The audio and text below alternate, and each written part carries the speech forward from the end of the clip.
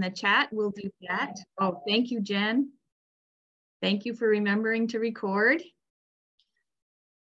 So go ahead and put your name and your organization in the chat.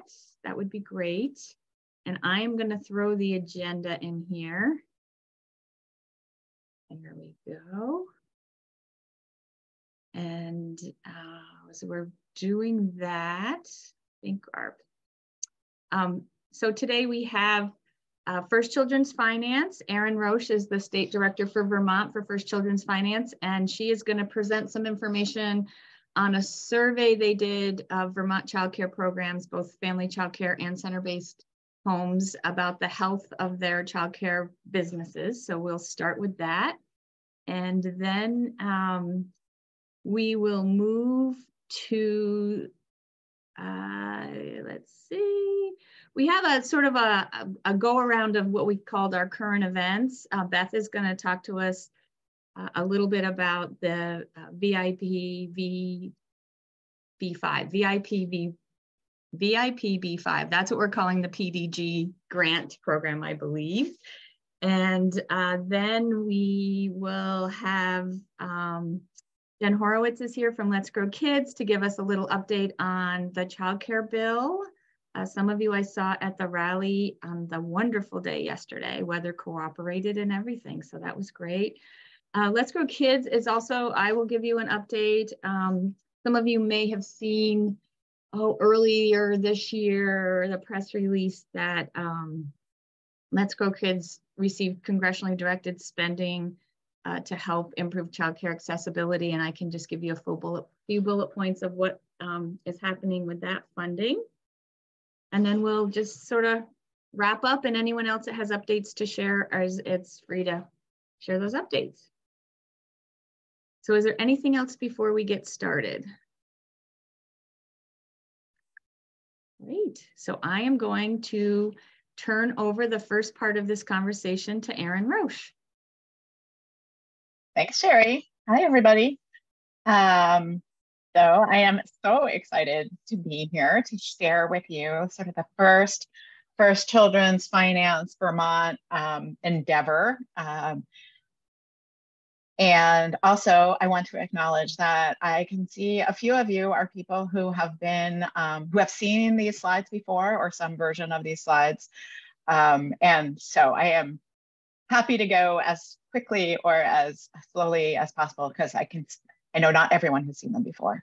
I'll also mention that, well, you'll see at the end of my presentation that the Vermont team has been growing. My first big assignment was to add some staff, and so I see Jen Severance is here, and she has also joined the First Children's Finance team. She's continuing to work for Let's Grow Kids a little bit to help transition things and finish up some things. So I just wanted to say that out loud right up front, because otherwise it might be weird when I talk about the work that we're doing. And so anyway, okay. Anyway, stop me anytime. And Sherry or someone can interrupt me if I don't see it in the chat, because I'm going to share my screen. And the last thing I'll say is that we did a webinar of this, a week and a half ago now. And the recording of that webinar is on our webpage. And sometime before I'm done, I will drop the link to that in the chat, or maybe Jen will drop it in the chat. Anyway, in case you want to relive any of the data moments, you're welcome to do that. All right. Any questions before I start? Anything I should know? Okay, hearing none, I shall proceed. There we go. Okay. So First Children's Finance, new to Vermont. I started January 30th, 2023. So that's how very new we are in Vermont. So I'll start out by saying our mission is to grow the supply and business sustainability of excellent childcare. And I just think it's important and helpful to sort of ground everyone in that expectation that that is what we are all about. And I am going to start off with a little bit of background about First Children's Finance, mainly because I think it's good that everybody kind of know who we are in the world. And also give you a little bit of a brief about what we're doing in Vermont. So this is a presentation on the results of a survey that First Children's Finance did of Vermont childcare programs, both early care and after school programs. All the regulated programs were sent a link to the survey in February. And I want to note that February was the last month that the ARPA stabilization grants were paid to childcares.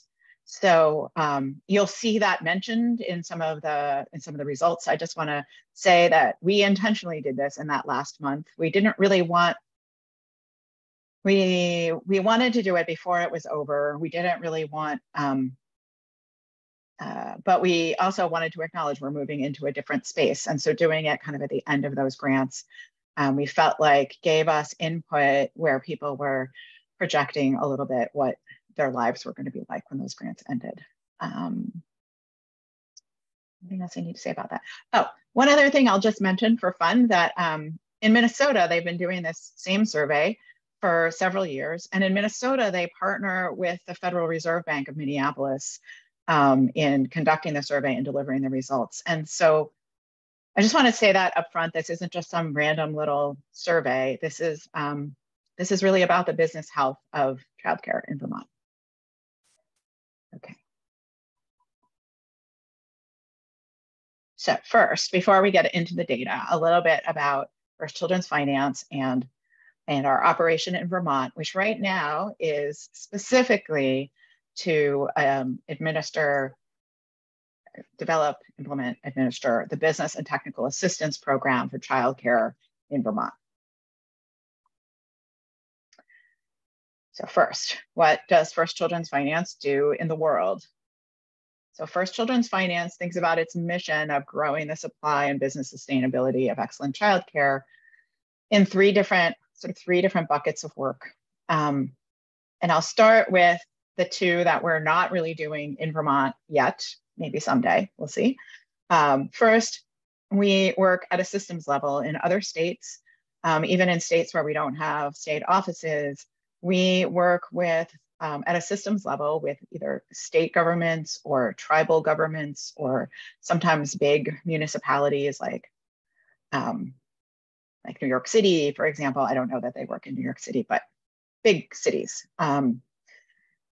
to help them, to advocate for, to help them change policies, implement new policies, determine best practices, and basically adapt their systems based on best practices and expertise that First Children's Finance has gained by working in 20 states and with the federal government on these issues of growing the supply and business sustainability. So that's number one.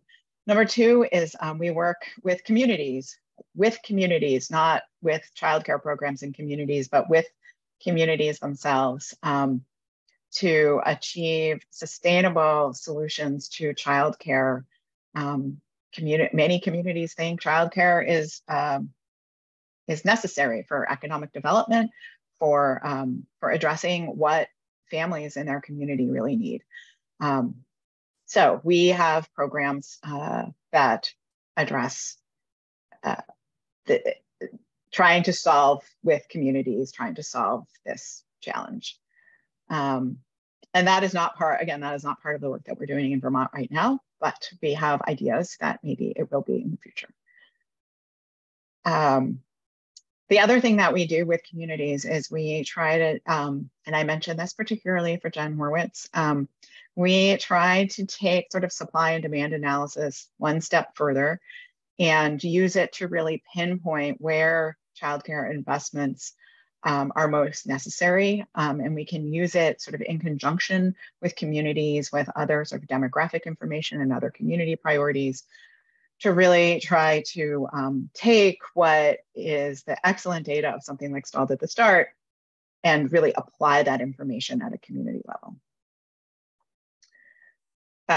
And by the way, Jen, when I showed them Stalled at the Start, they're like, oh yeah, we don't need to recreate a methodology. This is perfect. This is great. So, so it felt like there was a real opportunity for the future there. Okay, but I digress.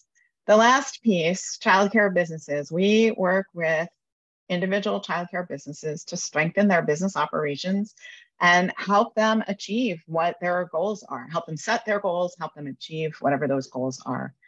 And I think it's important to note that we take it very seriously to meet them where they are and not tell them what their goals should be or not tell them what their business should be, but to ask them what they want their business to be and what they want to accomplish, and then help them figure out how to get there.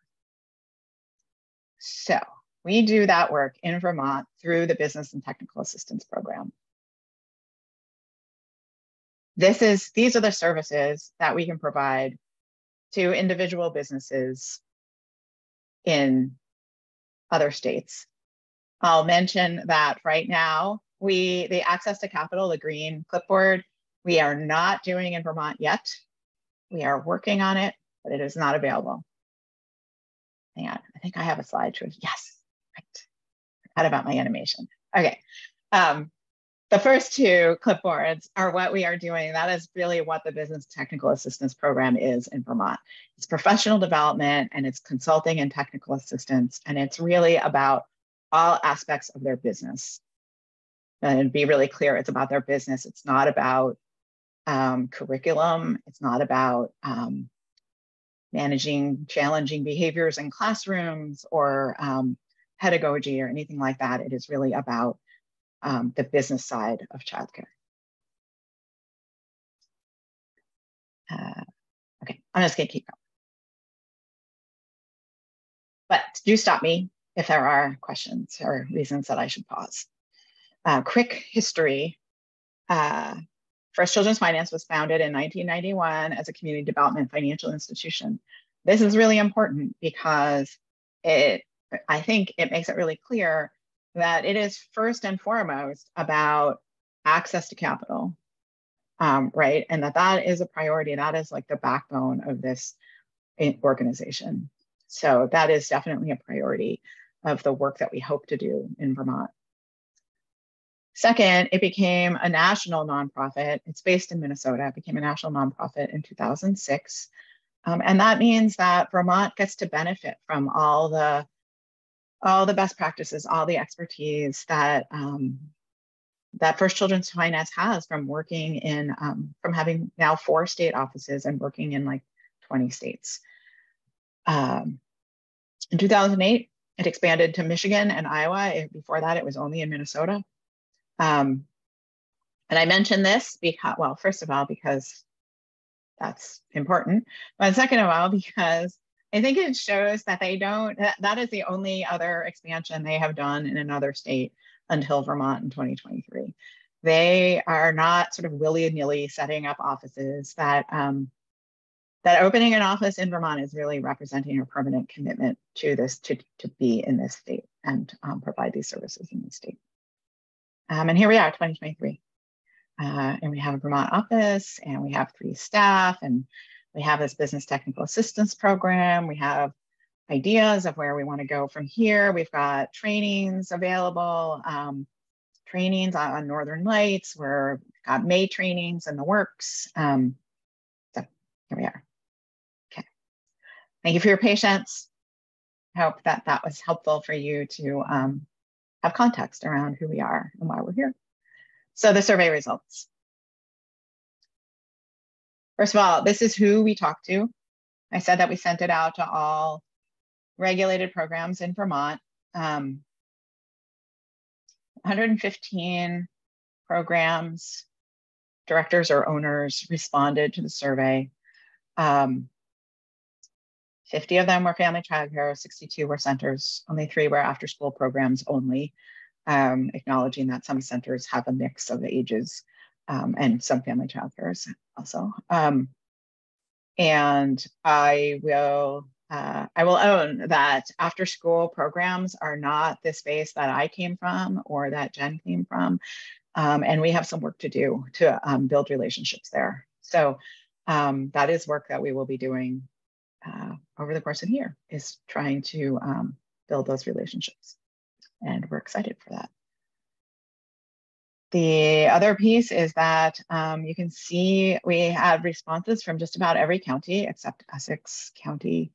And for the most part, we got kind of representation from all counties close to how they are represented in the population.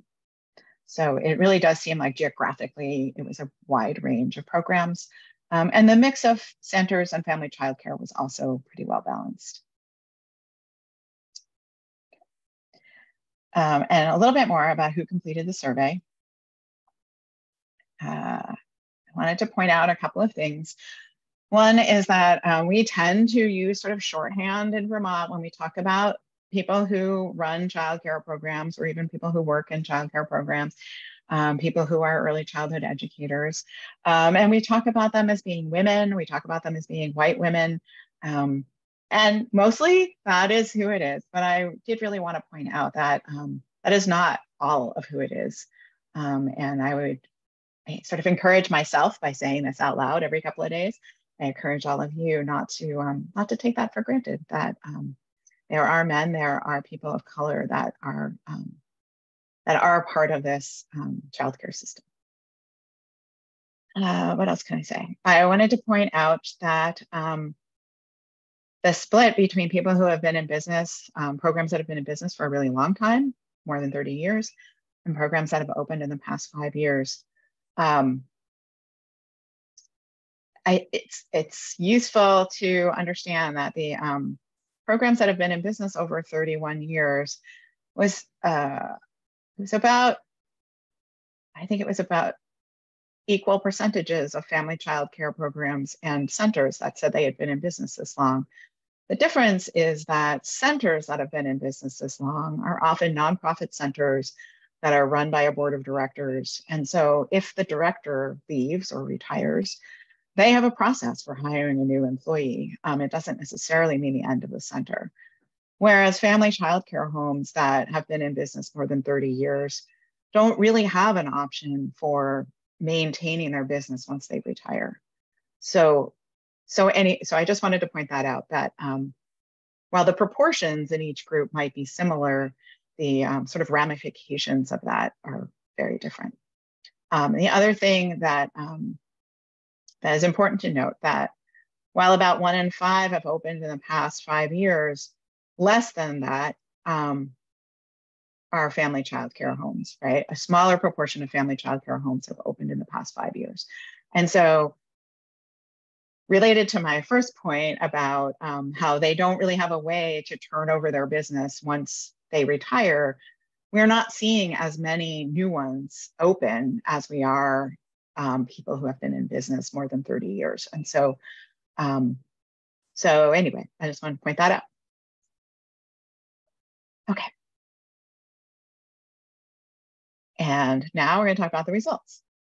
The first piece here, this is a summary. It might seem jarring at first, but I thought it was good to get all the important conclusions out of the way right up front. And then I'm going to show you all the data that supports my slightly bold statements. Okay, so most programs, I'll be really clear, most programs have stayed afloat due to grants, like stabilization grants, and careful management. And I'm going to talk more about my very broad definition of careful management. But basically, I think these programs have worked really hard to stay in business. And they have succeeded, but they have worked really hard at it over the last year for sure. But it feels, after looking at these results, it feels like the future is uncertain, because they have, one of the ways that they have carefully managed is by deferring maintenance. They've also experienced challenges with the workforce and staying fully staffed, which, if they can't stay fully staffed, that can lead to under enrollment, right? It means that they can't enroll their classrooms, and that is their revenue source. So that's another cause for concern. If they're deferring maintenance and they are sacrificing their expected revenue, that feels challenging. And at the same time, we know there was higher inflation last year, and they experienced that as well without without being able to add staff or or maybe enroll more children. And many of them take very seriously the burden on families and not wanting to raise tuition. And then lastly, the end of these stabilization grants, which really has helped them stay afloat the past year, certainly. Okay, so like I said, most programs have stayed afloat because of grants and careful management. I'm going to give you a little bit of a profile of most programs, which is like 2/3 to 3/4 or more of the programs said that they pay their mortgage or their rent on time, right? They're not behind on that really important bill. They pay their other expenses on time. They can make their payroll. So it's a slightly smaller percentage. So those are the three, those are the really big expenses that if your business is in trouble, you will be challenged with. They're using technology to manage some or all of their business. They received an ARPA grant and or a workforce retention bonus. And I'll share more data about all these things in a minute. And they say they have enough cash to cover all or some of their expenses. So that's the great news, that most programs really are afloat. They're making it work. But let's note that this was in an environment where these ARPA grants were getting paid every month. At the same time, the sort of bad news about most programs is that they say they have experienced a staff shortage and they have deferred maintenance for up to 3 years. And so I've said this before, if they're making it work, but if their boiler breaks, if their roof starts leaking, right, you can have all those disasters that we all dread. If their refrigerator stops, right, that could be sort of that the thing to make those top check marks more challenging. Okay, now that was most programs. Some programs, 1/3 or fewer, are already feeling a pinch. They're behind. This is a very small percentage. It's like 5 or 10% are behind on their rent or mortgage. They're behind on other expenses. They're about 1/3 said they're struggling to make payroll right now. This was in February. They don't use technology to manage their business, so they don't get any efficiency that way or predictability. They have already relied on their emergency fund. They don't have enough cash on hand to cover their expenses. And they are already under-enrolled due to a staff shortage. Okay, so that's my summary. That is what we saw as a result of the survey. Most programs have made it work. A few programs are already really challenged. So we'll take a look at the data. Oh, sorry. This is a couple of slides about sort of overall business management and how they run their business. So this is the sort of slide that talks about them using technology in their business. Not surprisingly, centers are more likely and after-school programs are more likely to use technology than family childcare, right? They have more children, more staff, more things that they need to manage. And so technology probably seems more important in those environments. I'm just going to keep going, but stop me if I should pause anywhere. And the other piece about their sort of overall business strategies, over the past year, we asked them which strategies they used to improve their cash flow. And I separated them into strategies that are above the blue line that were things that would increase their revenue, and strategies that were below that blue line that would help them decrease their expenses. I split these out by family childcare and centers and after schools based on some questions that I got in an earlier presentation. So the recording that's on the website doesn't have actually this split in the data. But I think it's useful to note that in some ways, family childcare and centers are not very different in the strategies that they employed. Some things like getting state, federal, philanthropic grants or funding are harder for family childcare to access because of the nature of their business than for centers. But in general, they seem to be using similar sorts of strategies. I think we also expected that this one here, under decreased expenses, where it says I've been unable to pay myself at times. I think when we did this split, we expected it was going to be all family childcare owners that said yes to that. And it's not. I mean, it's not, again, this is another one of those, it's not the majority of people, but it's definitely, a quarter of the people that did the survey that said they've been unable to pay themselves at times during the past year.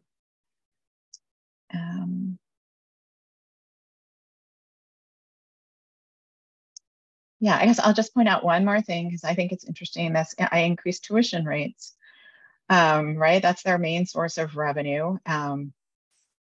That centers and after-school programs, more of them, a higher percentage of them raise their tuition than family childcare. And I do think that probably speaks to the close relationship that family childcare owners have with their families, and some sort of affiliation that they feel for what families are going through and how expensive childcare is. Okay, next we're going to look at a couple of slides about income. And by income, I really mean tuition. And by tuition, I really mean enrollment. Enrollment is really where their earned revenue comes from. So we're going to look at a little bit about their enrollment. Okay, so we asked how many children at each age group are you licensed for? And we asked how many are enrolled. I will, full disclosure, we did not double check this with CDD licensing regulations or anything else.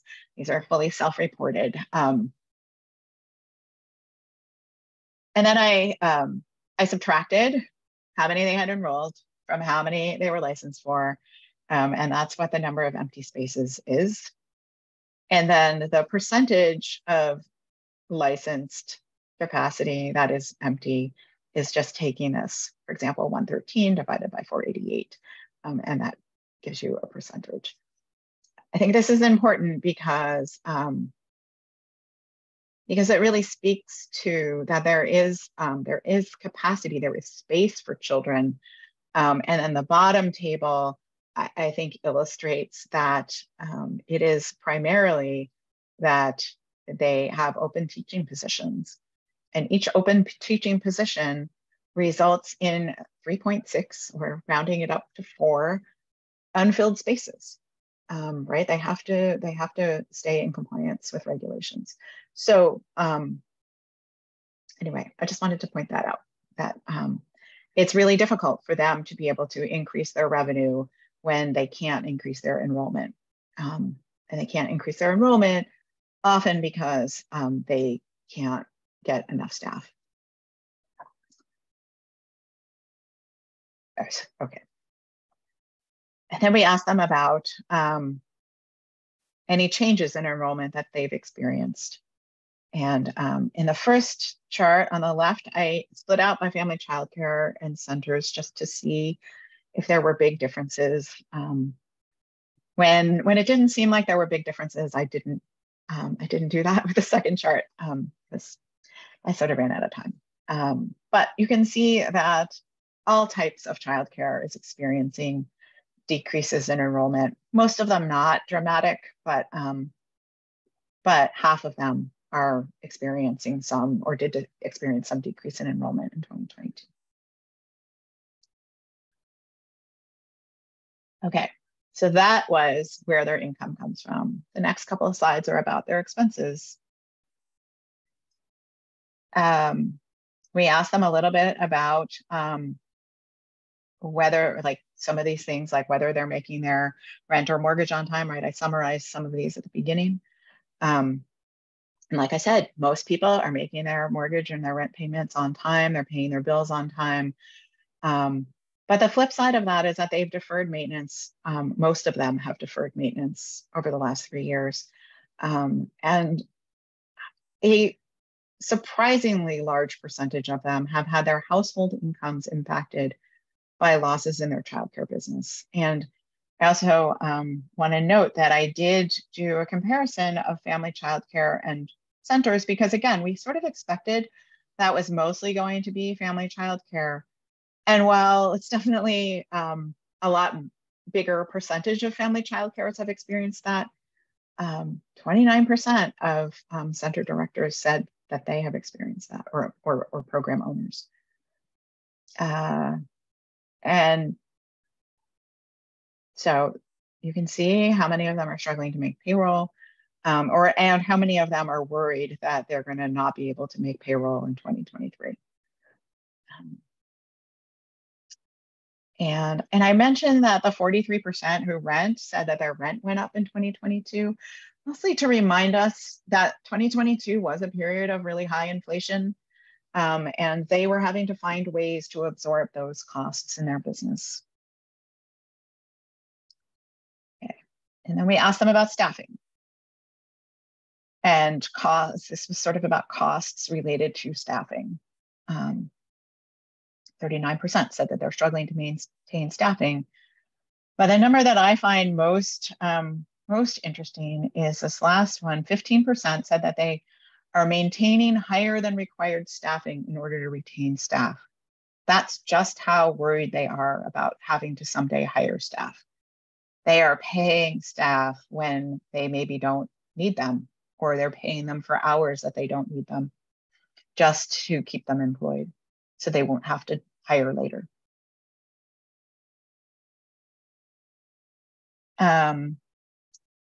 Since so many of them said that hiring is difficult or very difficult, we asked them what they were doing about hiring and retaining workers. And so you can see the blue is things that they did to try to attract new hires, and the green bar is things that they did to try to keep their current workers. So they did all the same things all the other employers are doing. They might have been starting at a lower point, but they're doing all the same strategies. Okay, so the bottom line, I talk about cash flow. I said at the very beginning that most of them had enough cash on hand to cover all of their expenses or some of their expenses. So that's about 3/4 if you take the light blue segment and the green segment. But 18% said, I don't have enough cash on hand to cover expenses.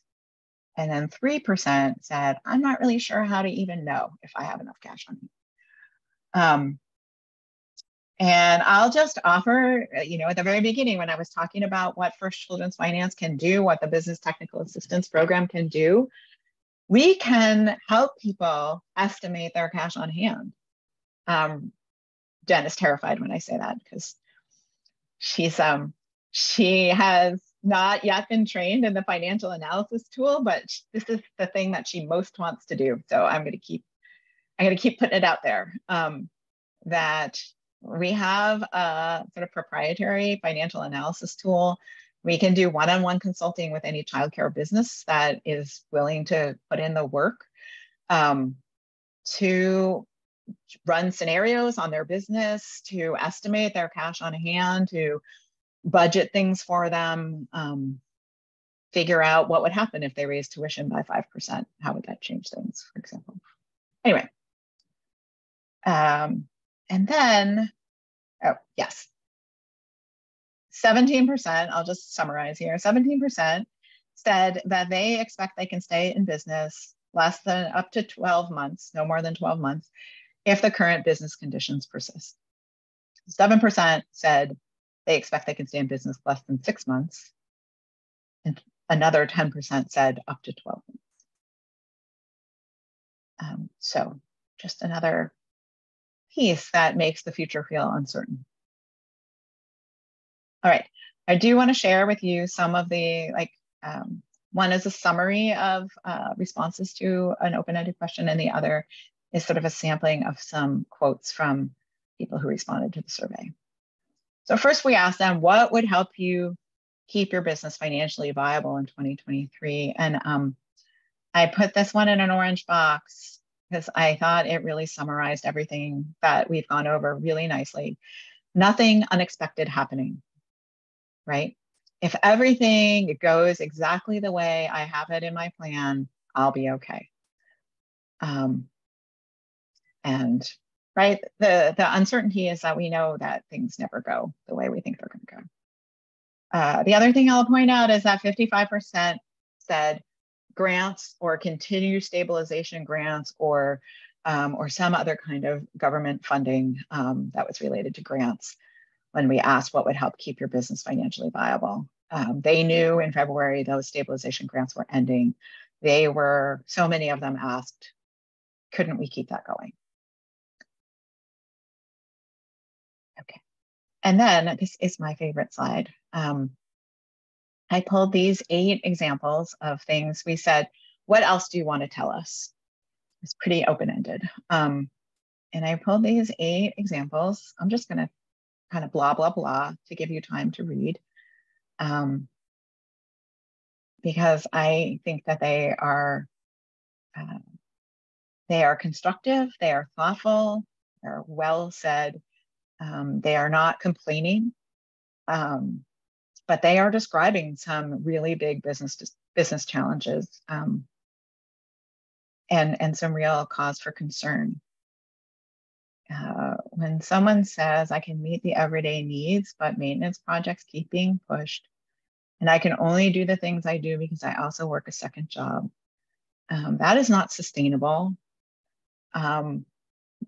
A little bit of bad luck, and that could be the end of that. And also, who wants to keep working 2 jobs, especially if you don't have to? And the other one I'll mention is the owner who's unable to draw a paycheck from their childcare business. And I just think, how long would you be willing to work at a job that they weren't paying you to do? So like, it's terrible that they have to work without taking a paycheck. But the flip side is that how long are they going to be willing to do that? How long is their partner or their family or whatever going to sort of be willing to support them through working if they're not getting a paycheck for it?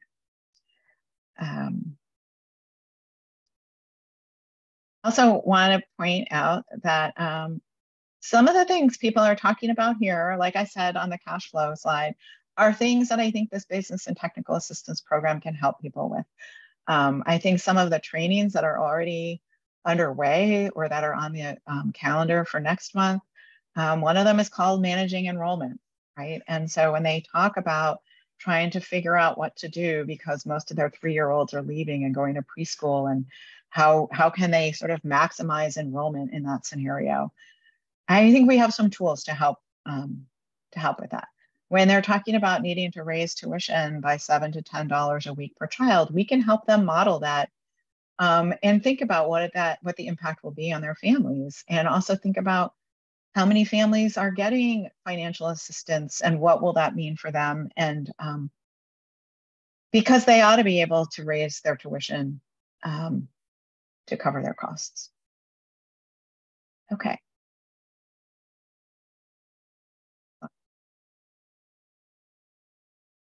My last words. So the first 3 are just sort of repeating the summary from the beginning, that grants and careful management have kept these programs afloat through the last year. A subset of them are struggling already to keep their doors open.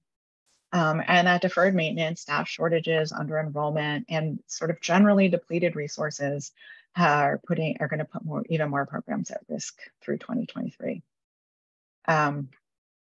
And the last point is sort of just a reflection from me that that in the short term, it wouldn't really take much investment to help these programs keep their doors open, to help them sort of smooth things.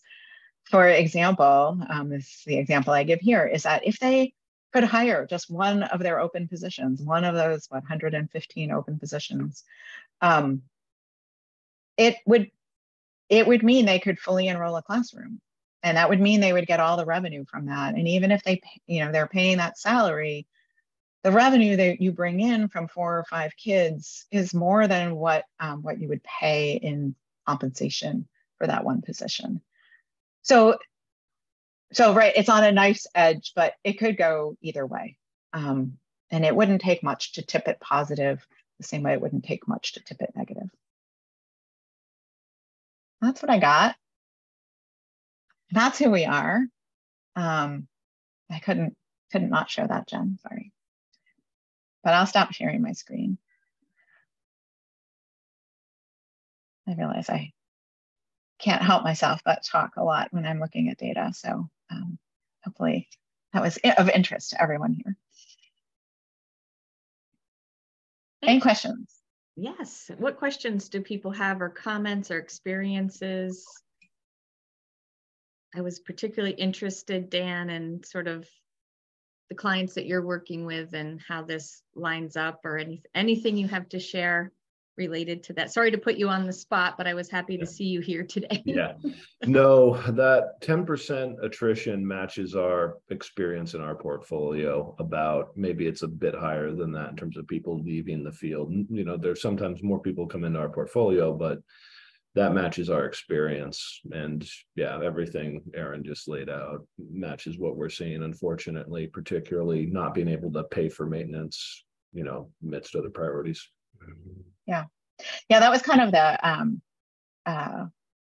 letdown of this data, is that I felt like it matched the narrative that is out in the world. And you know, when you have to present data, you kind of want to have some aha, and really the aha was, no, those are true stories.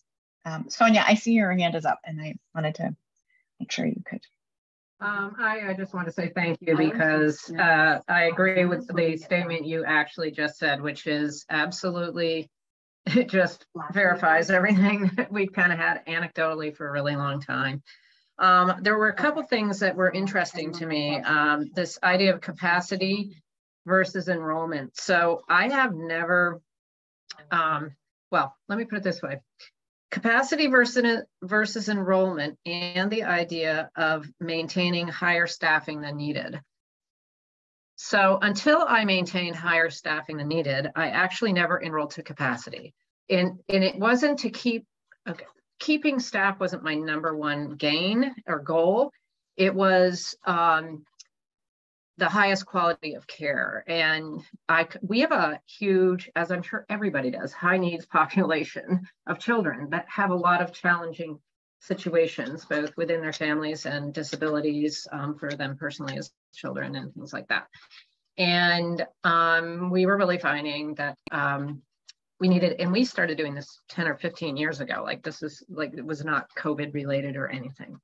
So I think if you don't, sometimes, yes, they're not capacity enrolling because they can't due to staffing, but I also know that that's a choice too for being able to provide a quality of care without literally burning your teachers out within 6 months of being there. So it actually serves a lot of purposes doing that. So I sort of wonder, like, how much is what at this point for people. And you know, the tuition increase, I mean, when I saw that quote about the $7 to $10 a week, that's what we pretty standardly did, just almost as a matter of meeting inflation every year and increase of costs. We are actually increasing $45 a week this year, because we really have found that if we want to keep the staff, and we do overstaff, but they're not overstaffed because it's a quality of care, and we were staffing like this beforehand. But it does work out that if somebody's out, you don't necessarily have to replace them, right? So that actually works in your favor too. So it does play a dual role. But if I want to keep the current staff I have, which we've worked really hard with them to become highly qualified, and I don't want to lose, I'm about to have my 6th licensed teacher. And if I want to keep these people, I have to pay them. It's just that, like, I have to commit to that. So we're choosing to do, so I marvel, and I feel like it shows the state of things for somebody to have to write, I'm going to have to increase $7 to $10. Like, that's something you don't feel you should or could do. That's the state of where we're at. That really spoke volumes to me. I was like, oh my gosh, right? Like, that's what we're worrying about right now. And yeah. So I want to just follow up on your questions and comments. And I do want to clarify that when we asked about maintaining higher than needed staffing, we did it with it included the phrase to retain staff. So I don't think people, I mean, I do think people are doing what you do, and they may choose to have more staff than they're required for quality. But this question was specifically worded to not ask about that. I do think in the licensed versus enrolled, there is absolutely some sort of squishiness in some people. Some programs certainly are not choosing to enroll all the children that they could enroll. It's slightly unclear when we asked what are you licensed for, if people took that as, your prescribed license capacity, or they meant what number of kids would you like to have enrolled. So I do think that there is a little bit of, I wouldn't take those precise numbers and apply them to what the capacity in the system is. So I think your point is well taken there. And you are not the first person to comment about that $7 to $10 increase. That seems really low, and that it really speaks to what I said about, I think, family childcares, but really all childcares are really sensitive to what families are going through right now, and different programs have like a different group of families, and it might feel like $7 to $10 a week is really a hardship for their families. So I just wanted to comment on all of that. Thanks for your questions and comments. No, thank you. Yeah. And I'm not saying it isn't going to be a hardship on some of our families. Yeah. It's like we're just at a point where we have no choice, honestly. I'm either going to decrease my quality or, that's, so I'm just saying this sort of speaks to, this is the place we're in. So what you're showing there just speaks to the place we're in. Yeah. Yes, Beth, regarding the slides. So the webinar is recorded. There are a few changes that I made to a couple of slides, mainly just to show the difference between family childcare and centers. I think that is the only change that there was between the webinar and these slides. And also Natalie Noctical has a copy of the slides as well, if you wanted to actually get your hands on the file. Dawn, Alyssa, I don't actually know who raised their hand first, so. Okay. Hi, thank you, Erin. I love how the data was presented. I have a very specific, maybe kind of random question. One of the things we're hearing from a lot of our centers, or we've been working with a bunch of centers on, is using email marketing automation to offload a lot of the work from directors. And I'm wondering if that's something y'all have a resource for. We just at CEED have been chatting about, like, maybe we should put something together if there isn't something we could send folks to. Things like when somebody signs up for your wait list, we have directors who, like, maybe it gets automated into a spreadsheet and that's it. Like, then it's all a person.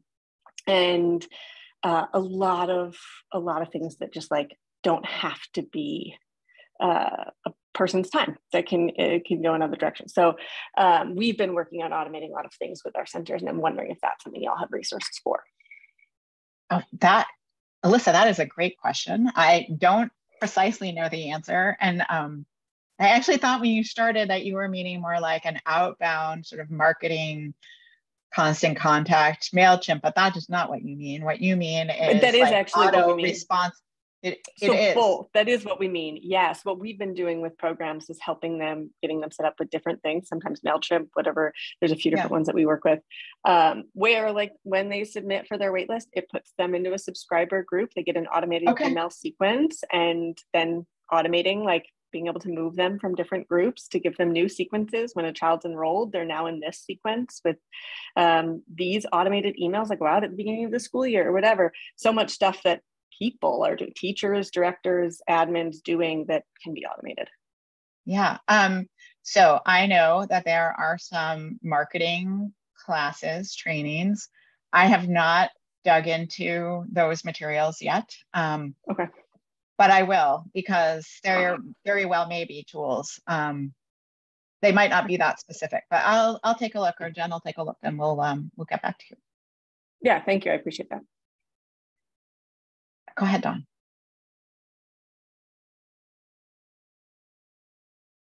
I have to figure out where buttons are since I use Teams so much more that I have to like readjust. Yes, you just jumped around on my screen and you just disappeared. Okay, I was looking for various buttons. I'm sorry that I missed the beginning of your presentation as I was in a meeting with Chris that went a little bit over, but I do have a tool that I might send the both of you, Alyssa and Erin, about automation and a program that's being piloted out of, we learned about it in a PDG webinar that I'll send on. But my question was, my question was about the 6% of folks who wanted to be able to enroll more infants than their license capacity. So I had two thoughts as you were sharing that. One, that seemed odd to me because infants are the most expensive and the least cost-effective group of children to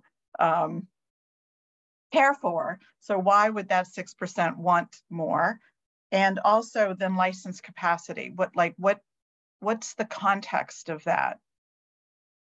Okay, I will attempt to answer your first question first.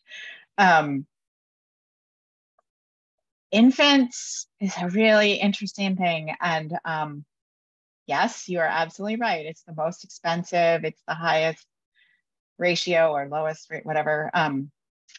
Never sure which way to say that. The thing is, and what came up, I didn't really talk much about it, but it came because it didn't come up that much. And I think it was mainly for family childcare homes that preschoolers are often leaving to go to public school, preschool, or whatever that, whatever is available in their community. And so they might be under-enrolled in 3 and 4-year-olds or just 4-year-old or whatever.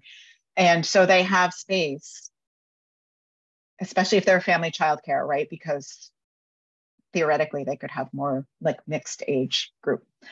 Anyway, they have some space. They can't hang on to the 4-year-olds, and they know how much demand there is for infants. And I mean, I think that is the answer. Right? And if it's a family childcare, they're not having to staff ratios in the same way that you do at a center. So I think there were, again, 6%, it was out of 88 people that answered that question. It's not a ton of people, but it is, to me, it was an interesting little like twist to the story for kind of the reasons that you were just alluding to. I didn't really expect people to talk about that way. But there definitely were some other random comments talking about preschoolers. I think one of those open-ended comments that I had in the box talked about 3 or like, how do you get more younger 2-year-olds in because you want to keep the kids for a longer time and the 4-year-olds were leaving or something like that. So, so I think that's a thing. I don't think it's like huge and everywhere, but I just thought it was interesting because I hadn't really heard that before. Yeah, really, it indicates an unbalanced system, right? So yeah, yep. When you have to take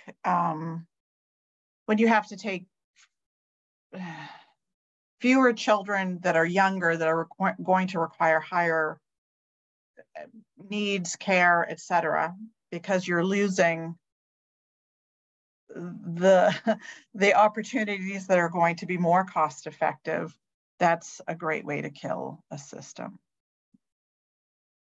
So. Yes, well said. I think that director.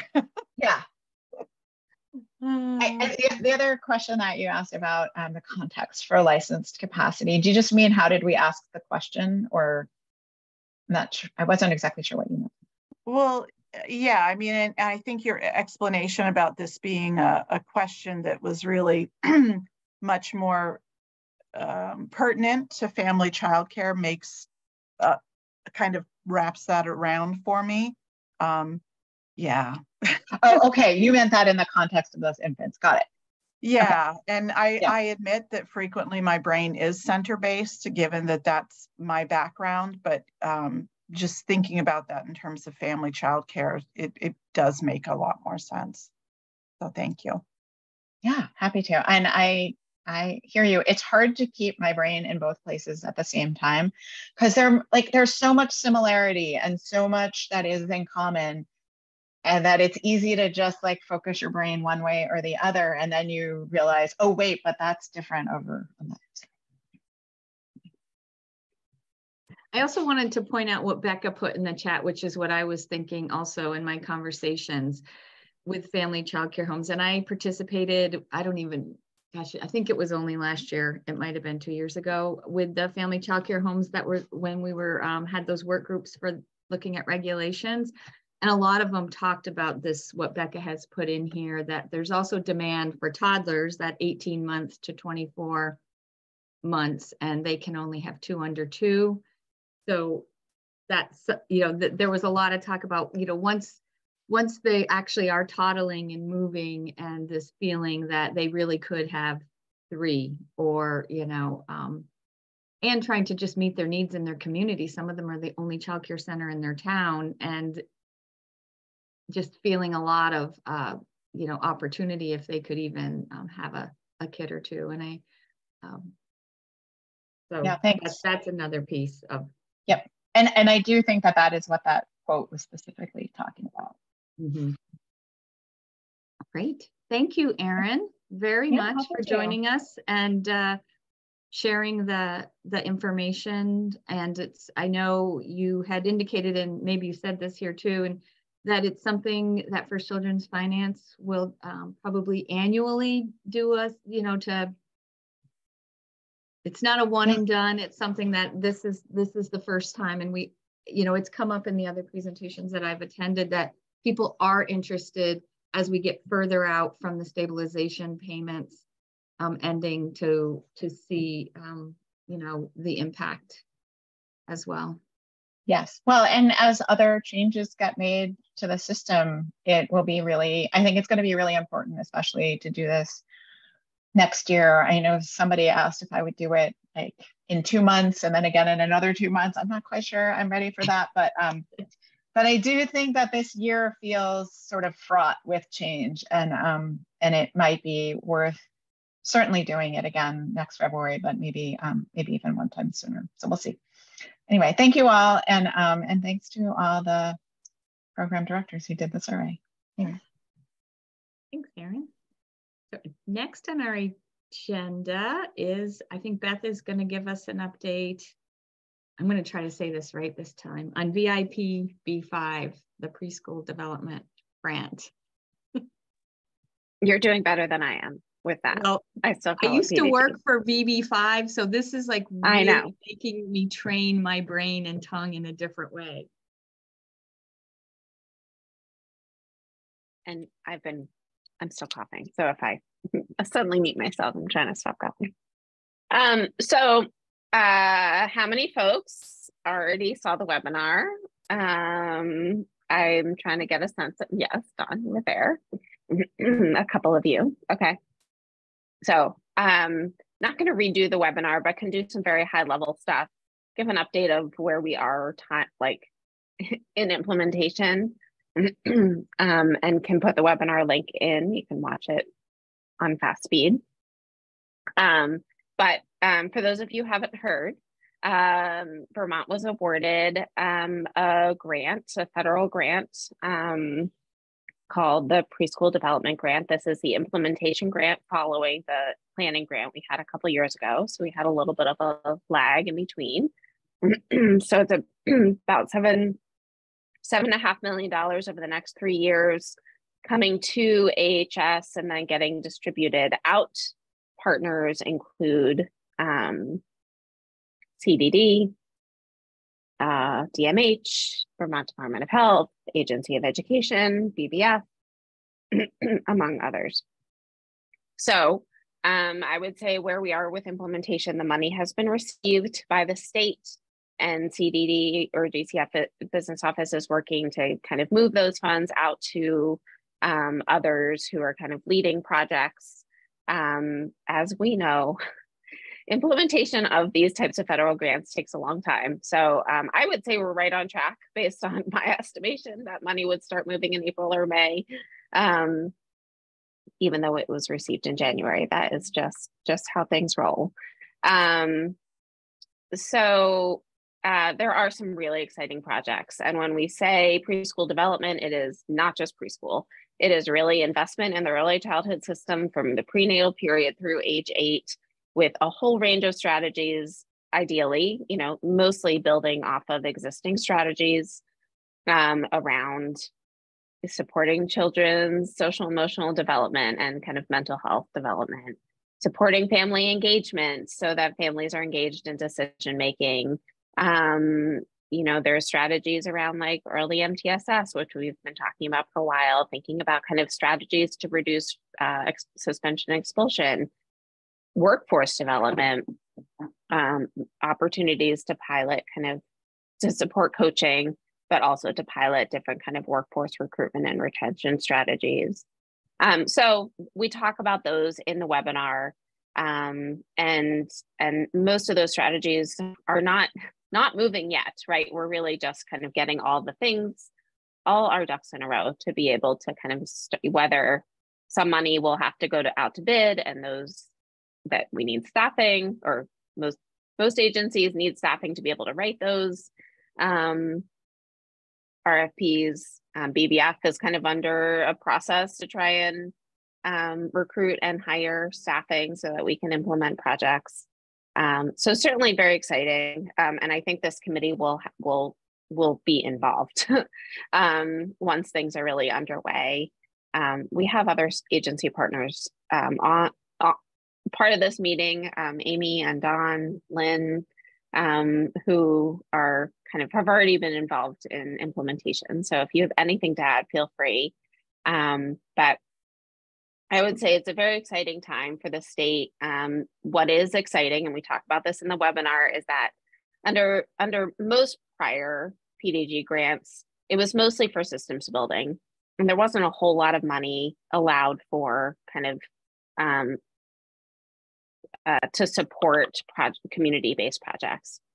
That was one thing that was different in this current grant, that they a certain percentage of the funds were allowed to be set aside for community-based projects. So Vermont has allocated its $1.9 million a year as for under Activity 6 that is coming to BBF to go out through our Vermont Early Childhood Fund grants. So we are also working to hire a grant manager. Position still open if you know anyone. And then ideally, by the summer, we'll be in a place to post that application process. So I think those are some of the exciting pieces. There are lots of them. And I'll pause and see if folks have anything to add. And then if there were questions from the webinar, I may not be able to answer them, but I will try.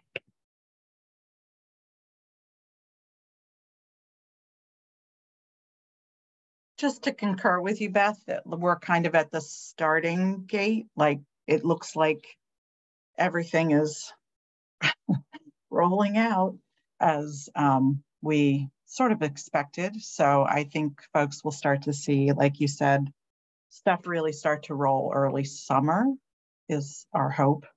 But yeah, it's exciting. This is exciting. And I have my copy of my PDG with all my annotations. I keep one on my desk at home, and I keep one on my desk at work. So it's a big document if you haven't read it, but it's an exciting and interesting document.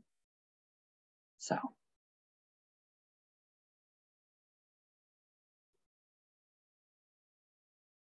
Thanks, Beth. I do look forward to, as this project starts to move along, bringing components to ELD, sort of look at, discuss, provide some advising input. I will say some of what I wondered when I was listening to the presentation is I do hear about some of the projects are things that I feel we've been, doing like for 15 years or more, and just like, what are we what are we basing this new investment on that might move us along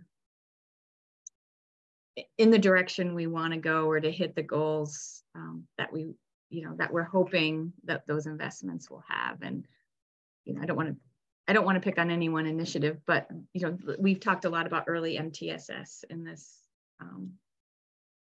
committee. So I think that's kind of what I'm interested in, to seeing how this money furthers what we're hoping to achieve. Absolutely. I can say, we've talked about that a lot, especially when we were trying to roll out just even the title grants, the Title II and IV grants. And I think under the Race to the Top, you're absolutely correct. We threw a lot of money at early MTSS and creating those regional kind of cadres and coaching cadres and things like that. But I think the biggest difference between that work and how we're trying to move forward is there wasn't that system inventory. I feel like that tool is the biggest key. So they weren't looking at really, there were a lot of people getting training and there was coaching going on, but there wasn't the system that they were looking at to say, well, do you have all of these things in place to fully implement this initiative? Because if you are missing one of those 5 critical components under your system, one being a leadership team, the second one having a high quality environment. I think the third one is professional development, so that training. The fourth one is comprehensive assessments. And let me think of what the fifth one is. Collaboration with families, family partnerships, and community collaboration. So if you're missing any one of those elements, then you cannot be you're just not going to ever be able to fully implement the initiative of any kind, because as we know, early MTSS is, it's an innovation neutral framework. Right. Yes, we have the pyramid model that's wrapped within, and that's, kind of the foundation that is the starting point. And then everything else, then you can implement your initiative beyond that. But I think that's the biggest difference. And so we're hoping with the development of that tool and having not just the regular coaching, the practice-based coaching for classrooms or the family childcare centers or the childcare, facility, the bigger centers, all of these areas, that there's also that system coaching going on to help them really look at their system to see if those components are in place. And if not, how can we get those in place? And it's not going to be something that's going to happen overnight. It's going to it's going to be something that happens over the whole, at minimum, the whole length of this grant that we're working off of now. If not, the hope is also, though, to take some of this data that we're collecting through the Title II, IV grants, the State Personnel Development Grant, which is pulling in Part C, and then also the VIP, is it VIP B5? Is that how I'm going to say it? Okay. To take the data from that as well to show, top leadership, the governor, the legislators, that this is something that we need to continue to invest in, all of these components and helping the whole continuum, mental health, childcare, UBK, all of it, with implementing this. And that's a big feat in itself as well. So we don't want to keep depending on grants to try to move forward 3 steps back, try to move forward 3 steps back. So. Thanks, Amy. Sorry, that was a big rant. Sorry. All right, I think we're going to turn now. Does anyone else have questions I see there's questions about the Strengthening Families grants. I will say yesterday at the rally, which the wonderful Alyssa Campbell and Seed, thank you, Seed and Sow. There was a lot of questions about this the strengthening families, like it kind of came like as a, like, did anyone see that? What is that about? So just to give our partners at the Child Development Division, I think there is a little bit of, there might be some questions out there. You're probably already fielding them. So it was not an unhappy surprise, but it did feel like there was, that it was a surprise, and there was some just sort of questions around that opportunity. Sherry, so. Can I make one? Oh, yes. Oh, not about, go ahead, Alyssa, if you want to finish this. Yeah. Oh, no, this wasn't about this. This is a question for you, Beth. So go ahead. Okay. All right, I'll go. Great. I was wondering if within PDG, when you're talking about systems here for this, and here for all the systems work that we're looking at with PDG, that excites me. I am wondering if part of it is looking at the AOE CDD connection relationship in terms of implementation of services across the state. Ooh, great question. Yes. Juicy, maybe? And yeah, and I think we hope there were some things that were very intentionally designed as kind of cross-agency work to be able to try and build that. So for example, building staff capacity in both AOE and CDD around early MTSS, around UPK monitoring, for example, like places where like one agency has capacity and the other agency doesn't, trying to like pair that a little bit better. And then certainly we are doing some kind of cross-agency data work through this grant that will be led by BDF and include a host of agencies, departments. So I think and there's a leadership team, right? Like just by the process of being able to come together, there's considerable transitions in who sits around that table, their philosophies, even from when the grant was written to kind of now in implementation. And so I think all of that is really promising. So let's keep talking about that and see where that goes. I think it's the type of thing where it's the long game, right? It's not an immediate thing that we're going to see. It's going to be, let's talk about where we are at the end of this grant and what needs to happen after, kind of thing. So anyway, the other thing I wanted to share before we move on, Sherry, is that one of the VCAP committees is a Families and Communities Committee, and they conducted a family needs assessment last fall, and we have just now published the report. There is an executive summary, there's a plain language summary that's designed to be very accessible for families in particular, and then there's the full report. So I'm going to put that in the chat. It's probably in all of your email boxes right now because the communications just went out. But we are all really excited about it. The family leaders who have been involved in that process will be hosting a virtual briefing similar to how we do State of Vermont's Children. That probably won't be until next month, but would love to then bring some of those policy considerations back to this committee for discussion. Thank you. That's it. Thanks, Beth.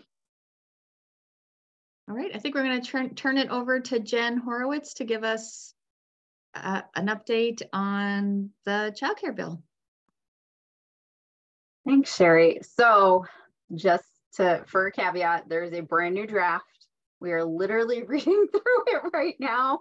So I'm working off of notes in Slack, plus posting a copy. So just to kind of recap where we're at, S56 moved over from the Senate to the House at the end of March. Oh my gosh, it's the middle of May.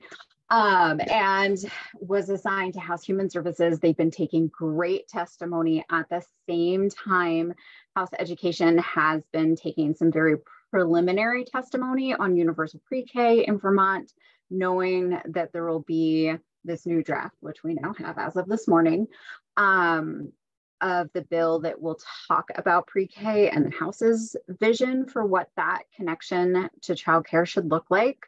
At the same time, this morning, it was a triple whammy. We had House Human Services taking testimony on the bill, Allie and I were testifying in House Education, and Sarah was testifying in House Ways and Means about the financing for the bill.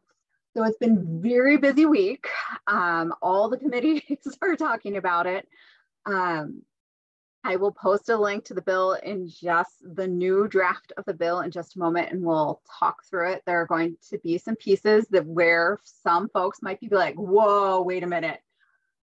I will say that Drake is currently sitting in House Human Services right now taking notes, and the conversation does not necessarily match some of the initial drafting. The committee has more time set aside later this afternoon, and actually Monday afternoon, they have a dedicated stretch of time with Ledge Council to make sure that the language is really reflecting what they're trying to work towards. So just know that cleanup is coming. That's my disclaimer really quickly. So this is the link to the new draft of the bill. It does look a little bit different than what came out of the Senate. There is a section about pre-K, again, that is not a study, in the same way that the study looked like coming out of the Senate. Now the pre-K section says that a study committee should be formed and put together a proposal on how to move 4-year-olds into a public school system pre-K by July 1st, 2026. The thing I will say about this is in committee conversations as they are happening right now, the clarification is that they are trying to give public schools the option to offer publicly funded pre-K in schools or to contract with community-based programs. The way the language reads right now does not appear like that at first glance. So like, I want to make sure everybody understands the context of the conversation that's happening, plus what's actually in language. So the other thing around pre-K is it does go back to language that was in a previous version of S56 in the Senate, creating a deputy secretary at the Agency of Education to oversee special education, early childhood education, and multi-tier systems of support. So that is in there. There's also a move to provide 1.0 ADM for pre-K students and to figure out how to provide equitable funding to community-based childcare partners who are part of UPK. So that's kind of where we are at right now. Again, I've literally spent like 10 minutes with this new draft this morning. So there are probably pieces I'm missing. The rest of our team is reading frantically as I'm sitting in this meeting and trying to pull together notes. We will have much more information later. The things around childcare financial assistance is it does require Child Development Division to shift to an enrollment-based payment system for reimbursements. It also goes back to, I think in the draft that came out of the Senate, they increased the family income threshold for no copay up to 185% FPL. This draft of the bill goes back to 150% FPL for that no copay family income threshold. There's a lot of ongoing discussions with House Ways and Means right now around funding. So we believe they made that shift back to where it is now because of funding constraint considerations. Again, there's literally 3 conversations happening across committees at the same exact time today. So a lot of this is still moving pieces. And in the Senate version of S56, there were some substantial changes made to increasing reimbursement rates that CCFAP pays to programs serving infants, toddlers, and preschoolers. This new version of the bill also increases reimbursement rates for after-school programs as well. I will also just add a quick note that in the readiness payment section that had been added, which was funding for childcare programs for a variety of reasons, they added to the list of reasons, or not reasons, ways in which programs could use those funds to support their programs. So that list is growing in this version of the bill. I'm scrolling down to the next section to see if there's anything else. I think those are all of the really big changes right now. Oh, and there is an increase to family, they're proposing an increase to family copays for CCFAP as well. Since reimbursement rates are increasing, the scale will be shifting. They're also making some adjustments to how much families would be expected to contribute. It's basically taking the current flat payment tiers and increasing them all by $5 is the proposal as it stands this morning. So that is where we're at. House Human Services is going to continue conversations on the bill. They hope to vote it out of committee by the end of next week. We do know that House Education, I believe they're still trying to figure out if the bill will go to House Education independently, or House Education is going to continue to work on advice for House Human Services on what the pre-K section should look like. As I was saying, I was in there testifying this morning and we didn't have this copy of the bill yet. So they have just been having those preliminary conversations. Now that they'll be getting this draft probably in the next little bit. They'll have much more structured conversations over the next few days. We know this does need to go to House Ways and Means as well, considering the financing considerations and appropriations for the funding. So lots more that will be happening in the next week in House Human Services as they really do their final markup of the bill, and then we'll be moving to those other committees to think about how do we pay for this and how much money is the House going to appropriate. This bill will eventually go to conference committee, and kind of the differences between, we expect the House bill to look different than what came out of the Senate, and the differences between those two bills will be worked out in conference. Okay, I'm just looking at the chat real quick. Yeah, I think Linda had a question in there. Yeah, there's something in there about how much we can raise our tuition based on some index or something that is very confusing to me.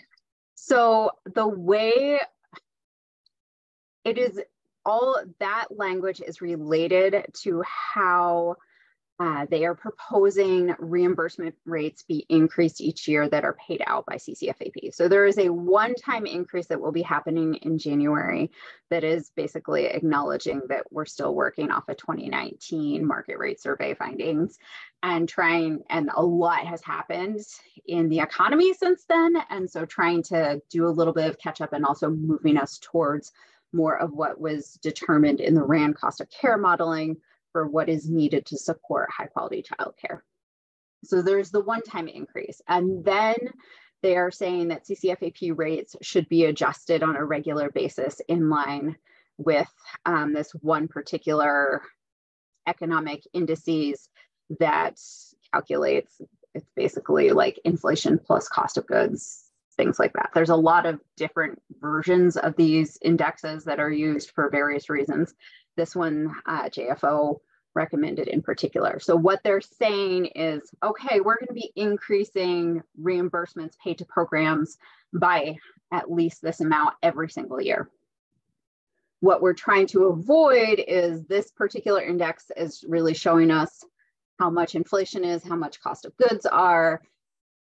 I think there's a lot of concern after the Digger story that came out about private equity firms around people basically trying to amass profits from the expansion of more affordable childcare in the state of Vermont. So they're trying to say, okay, reimbursement rates for CFAP are going to be increasing by this amount. We don't want to see publicly stated tuition rates increasing more than 1.5 times what this particular index is saying, like cost of inflation and basket of goods costs. Basket of goods is just this catch-all term for how much certain things cost, like to consumers in the marketplace.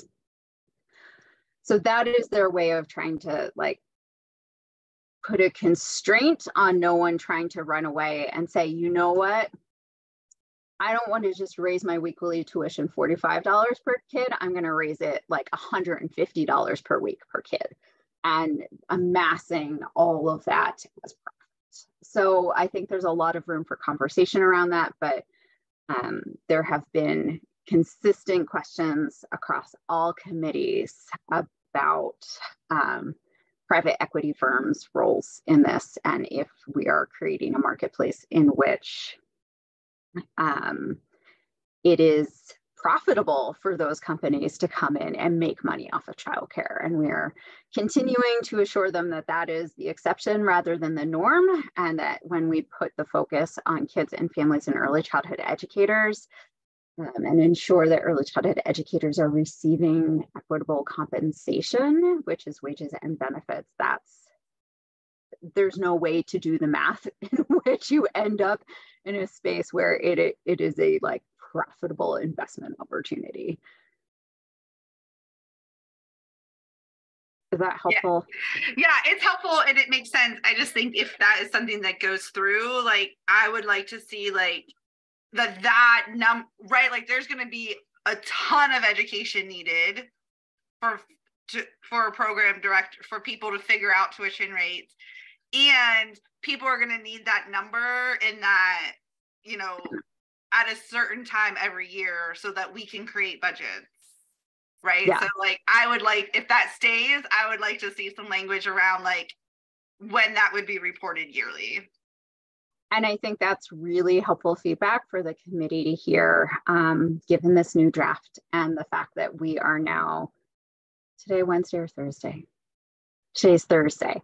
That we are basically a week out from doing House Human Services final markup on this bill.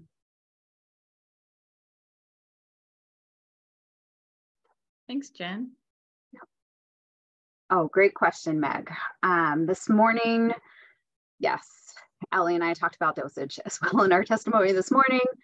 I think now that there is a new draft of the bill for House Education to actually dig into, that conversation will hopefully, instead of just lots of people talking about it, that the House Education Committee themselves will talk about dosage. The way the language is written right now, it seems as if House Human Services is trying to give direction to move towards a full school day style model.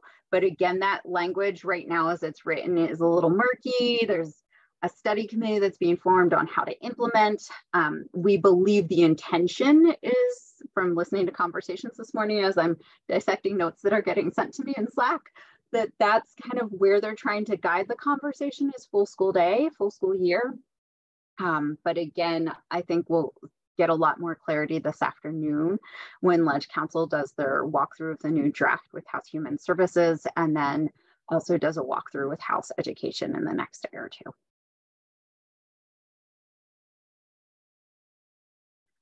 Oh, Lynn, good question. So the way the pre-K, the UPK language is currently structured is wanting recommendations on how to implement a public school supported model, or I forget what the technical language is that they're using, but basically, again, getting to that idea of through public school system, whether it's contracting or in schools.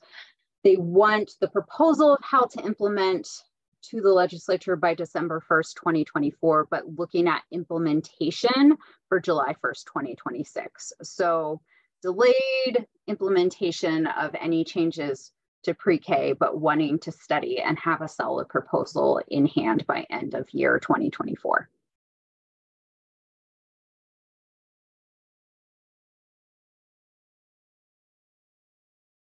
Any other questions?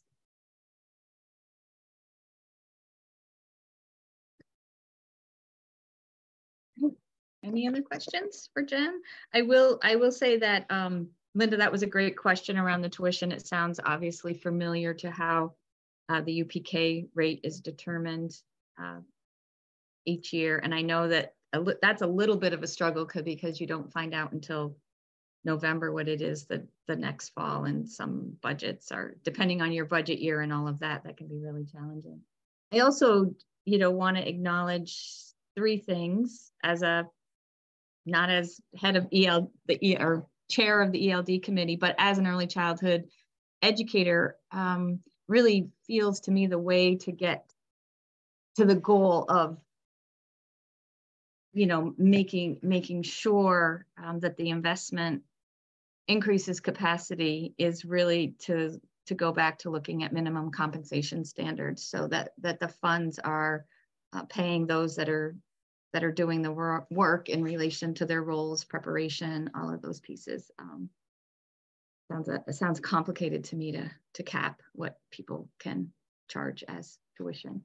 And I also, Let's Grow Kids works with a lot of programs, and we're familiar with the programs that have been highlighted in these articles. And, their tuition rates that they move to are similar to several in Chittenden County. So they really are in a spot where, perhaps communication on their end didn't go as planned, but their tuition is very much aligned with other programs. And in one of the articles, at least, they did increase salaries between, I think it was 17 to 30 something % for staff. So there's some behind the headlines in there. And, unfortunately, we're just in that situation that we know is that families can't afford that. Like, they're trying to retain their programs, they're trying to retain their staff. And if there's not further investment, it does go back to families trying to afford that cost, which is why we really need that investment this year. Alyssa?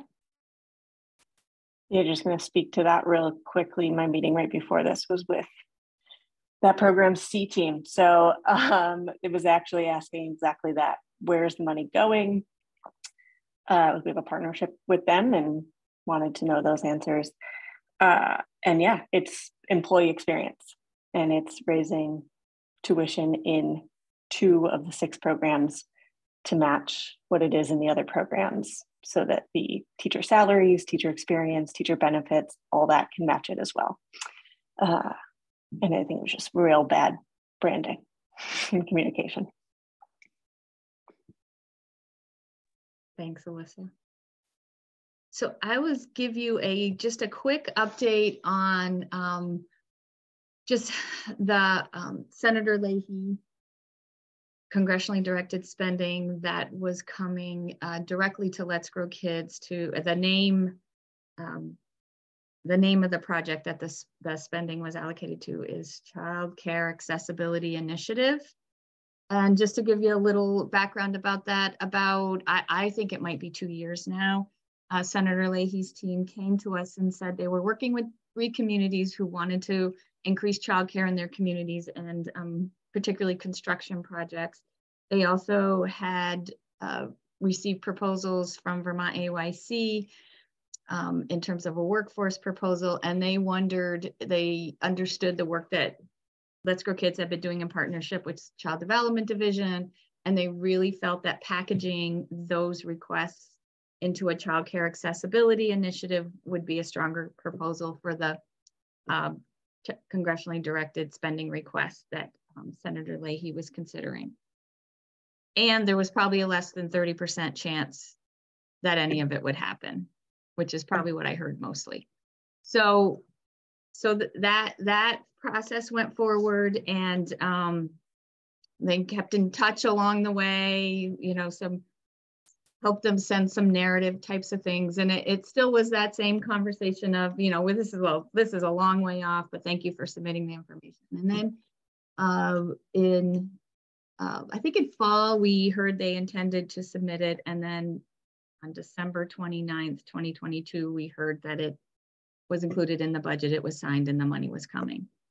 So just to give you, so that the challenging thing is the money is coming from HUD. That's not an organization that Let's Grow Kids or our partner Vermont Community Foundation has received federal funding from. So we're working with that. And the projects that we're working with as subrecipients of this funding, there's a childcare Green Mountain Development Economic Board that is building a facility in Randolph for childcare. Otter Creek, Linda's one of the partners, Otter Creek Middlebury College, a community kind of project in Middlebury to increase spaces there, as well as working with the Montessori School of Central Vermont that is also expanding by 6,000 feet. So those are the 6,000 square feet. Those are the projects that are included as construction projects in this funding. And then we are working with Vermont AYC as interim. Sharon and her team have submitted a narrative, and that's really around workforce recruitment. We know the biggest barrier right now to capacity is the lack of childcare workforce. So some investments in that, as well as some investments with First Children's Finance to increase their capacity and work with programs to increase fiscal stability, also around startup and expansion efforts. So we're in the application phase. So we need to submit an application and in a budget. We hope to do that in May, and then we will work with HUD from there to negotiate an agreement. And who knows how long that will take. HUD, we've heard projects that's taken a really long time.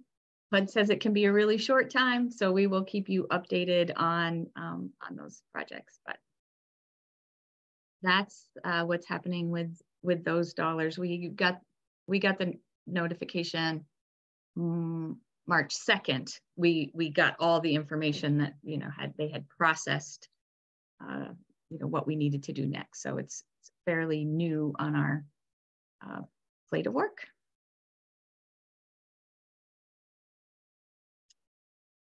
And thank you for doing the heavy lifting. You're welcome. No, the partners have been great. It's a big lift for all of us. And if one more person says, earmarks used to be really easy, you didn't have to do anything, that does not make me feel better. It just makes me wish I got one when you didn't have to do anything.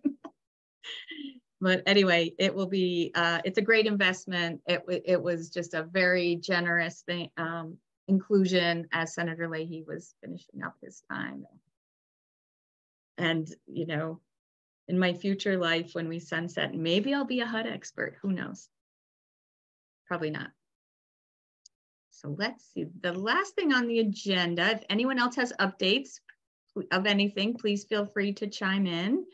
And also anything today that you think we should take note of in thinking about policy recommendations or information we want more about, or any actions that you or this committee should take. So you can just share that.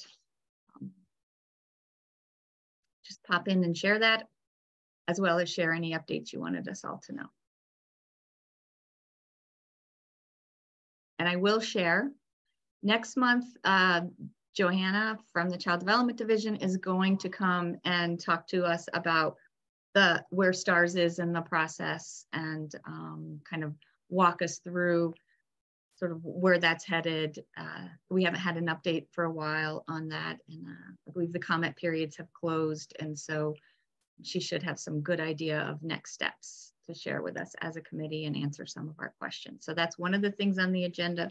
We're also looking at including perhaps some folks from CIS to do sort of a small panel discussion around services CIS is offering and other components of that program.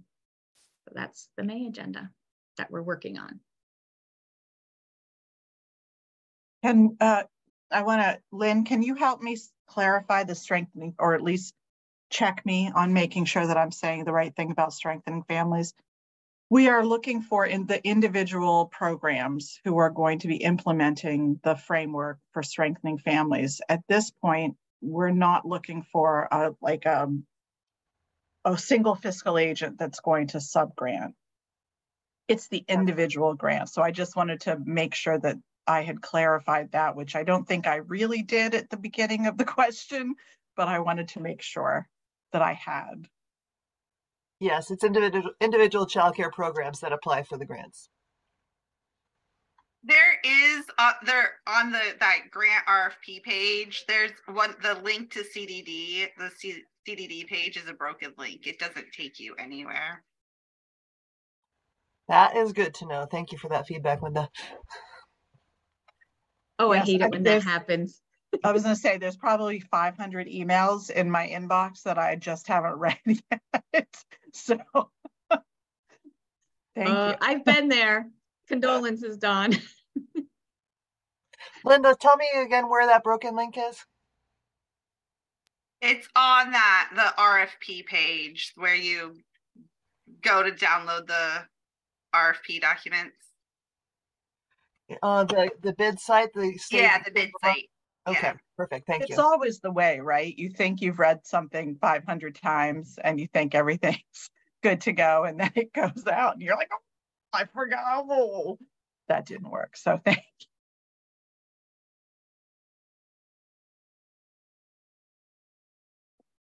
Any other updates or anything you heard today that you want to make sure we make note of in our notes that we should follow up or get more information about, or anything related to policy recommendations?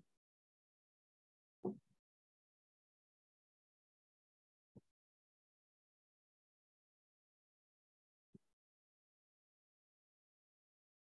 right. I think that's it. We're going to have a little bit early. I did get an update that so far, there were 700 individuals that registered at the rally, which is a great number. And I saw they were still counting up some of those numbers. So that was an incredible turnout. And some of you on the call really did a lot to make that happen. Volunteering, bringing your staffs, getting the word out, all of that. So awesome. Thank you.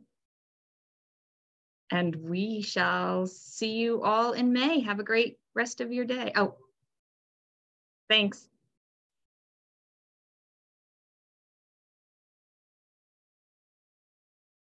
Beth? She just popped off. I know, I'll slack her. Keith sent me a note, and I meant to, before I signed off, I meant to send him a note. He wanted to know if he could be helpful. I'll let her know. Oh, good. Thanks, Jen. Oh, there's Beth. She's coming back.